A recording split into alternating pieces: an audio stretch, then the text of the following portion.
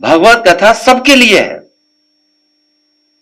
जब सब सुन सकते हैं तो सब बोल क्यों नहीं सकते? अगर भाजपा को लगता है कि भागवत या कोई कथा कहने पर एक वर्ग विशेष का ही अधिकार है, तो फिर वो इसके लिए भी कानून बना करके दिखा दें। कई बार कई कानून के लिए बहुत दावा करते हैं लोग, तो इसके लिए भी कानून बना लें कि इसके अलावा कोई कथा वाचन नहीं कर सकता। जिस दिन पीडीएस समाज ने अपनी कथा अलग से कहने शुरू कर दी, उस दिन इन परंपरागत शक्तियों का साम्राज्य ढह जाएगा। भाजपा राज में पीडीएस समाज को हेय दृष्टि से देखा जाता है। आदरणीय रामजी सुमन जी ने तो कुछ घटनाएं बताई हैं, कुछ महत्वपूर्ण पदों पे बैठे लोगों के बारे में बताया है। सुना है हमने कि देश की सर्वोच्च सीट पर बैठने वाले के साथ भी कभी अपमान हुआ है। देश के राष्ट्रपति भी हेय दृष्टि का सामना कर चुके हैं। सच तो यह है कि जैसे जैसे पीडीएस समाज में चेतना और जागरूकता बढ़ती जा रही है, वैसे वैसे पीडीएस समाज पर मनोवैज्ञानिक दबाव बनाने के लिए वर्चस्ववादी के पीडीएस समाज पर अत्याचार बढ़ते जा रहे हैं।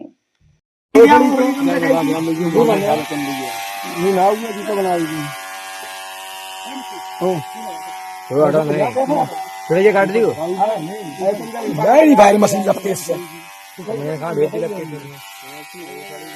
बाजी बना दी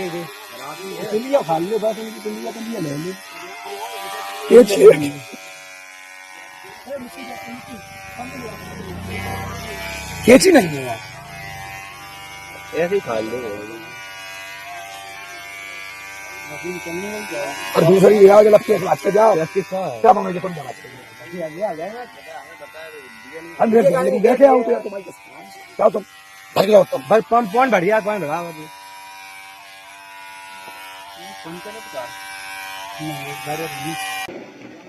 अब बताओ, ये बेचारा आंख से नहीं, इसको भी मारा कठेरिया को।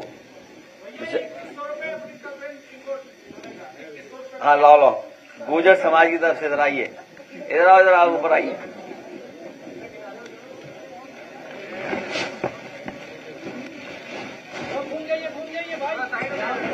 अब आप इधर आइए। एक आप दे दो, एक आप दे दो।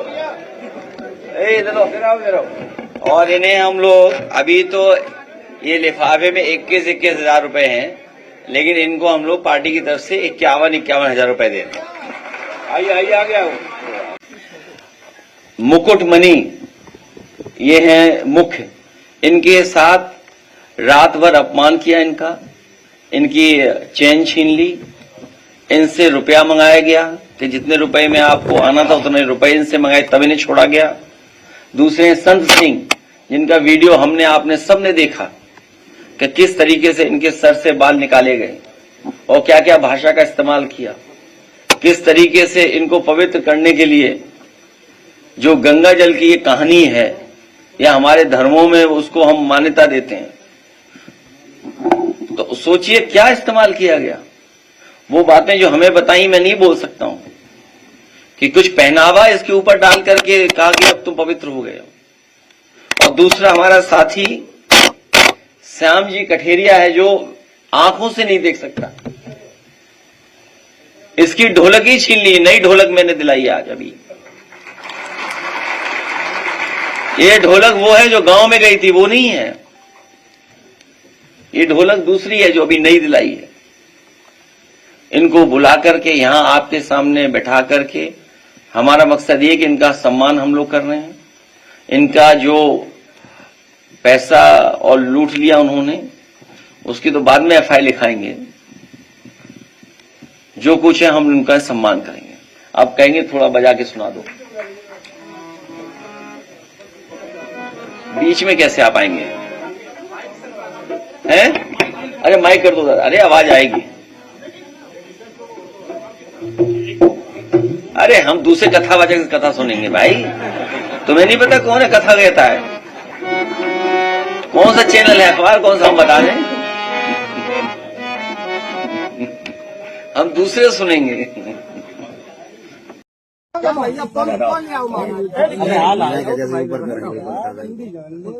जब भी याद रहे वो चाहिए कि ब्राह्मणन के गांव में आए कि तुमने मतलब जो करो जो तुम्हारी बाकी सजा है, तुम जिंदगी में तुम्हें ऐसा करबो नहीं चाहिए तो जो तुमने करो। बड़ी वाली भाई लेने पे भाई ये बंदी होती ले रहे बाबा। बंदी है महाराज क्या करे पूरा बटवारा पूरा ले ले जब यही तो मेन है। बस जान दो ना।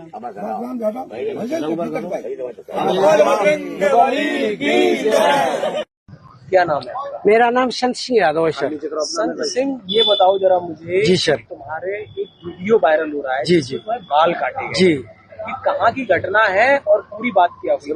ये सर घटना है दानरपुर की।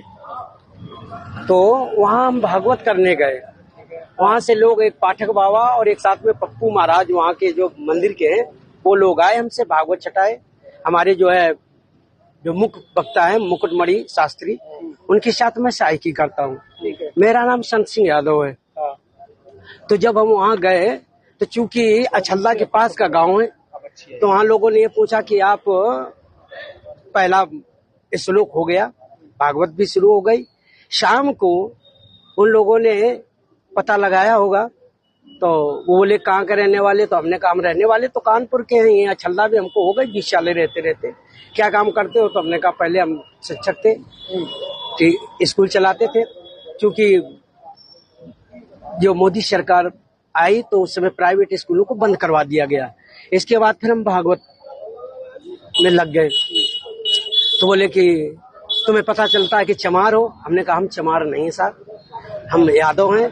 तो बोले कि आरडी दिखाओ। तो हमने कहा आरडी तो हम लाए नहीं, आधार कार्ड। बोले कि तो हमने कहा नंबर ले लो हमारा, हमारे घर से पता लगा लो। तो इन्होंने नंबर लिया, हमारे बेटे से पूछा तो बेटे का नाम जैसे आरडी में हमने क्लिक किया तो उसका नाम लिख के आ गया, राज यादव। इन्होंने कहा कि साले ये 103 देरी है यहाँ पे ब्राह्मणों के गांव में, तुम यादव होकर के चमार होकर के यहाँ भागवत कहने आए हो।